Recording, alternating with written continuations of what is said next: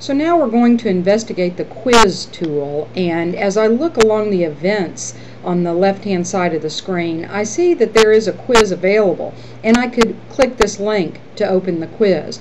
But anytime that you're interested in taking a quiz, you may not have this link available, so you can always go to the quizzes by clicking quizzes. You can see this is divided: current quizzes, past quizzes that I may have taken, and I have many quizzes to take here. Now I've set one up especially for us called Copy of Chapter 1 Quiz, and we'll use this one to play with. You can see that there's a very limited time frame, but it does tell me when I will no longer have access to the quiz. In this case, I've given myself limited access, so other students do not have access to this quiz.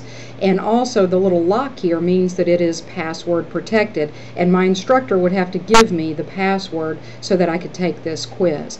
So I'm going to click on the link. It knows who I am. It says this quiz will help you to master the concepts of Chapter 1. Since you'll see these terms again, try to gain a real understanding. Now there is a start quiz link. However, you see that it's asking me to enter a password. And for our demonstration purposes, the password for me is just password. Now there are additional instructions, and any time your instructor gives you a quiz, you should always take the time to read those instructions. So I'm going to click Start Quiz. You're about to begin the quiz. It may take a few minutes for the quiz to set up. The timer will not begin until after the setup process is finished. If you run out of time, you can only submit your saved responses. Be sure to save your responses as you go. Click OK to start your quiz, or cancel if you do not wish to start it now. You will be required to enter a password before you can begin your attempt. So we already entered our password. I'm going to click OK. And here's our quiz. Now in this window I can see that I have 15 quiz questions, and it says it's recommended that you save your response as you complete each question, and that is very important. If the system should crash, only the saved responses will be recorded, and you might have to take the entire test again if you have not saved. So always save, and we'll talk about how to do that. If you have a time limit, you'll see that information here at the top. This tells me it is my first attempt, and your instructor controls how many attempts you have. Match the terms population and sample to the best definition. Well, I know that a subset of the elements is a sample, so I'm going to type the number 1 there, and that all the elements is the population. So I'm going to type that here.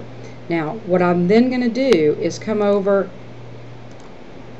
oops, there we go. It took the system a minute, but as I was looking for my save light to light up here, so I'm going to click the save response so it knows that I've gotten that. And you see I have a little button here, question 1 saved, and I have it here.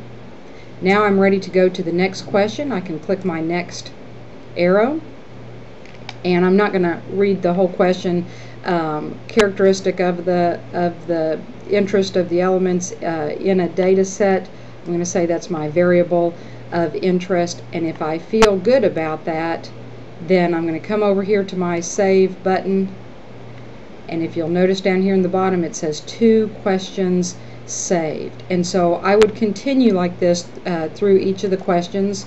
Now whether or not you can go back and forth depends on how your instructor set up this test. So you really do need to read the directions.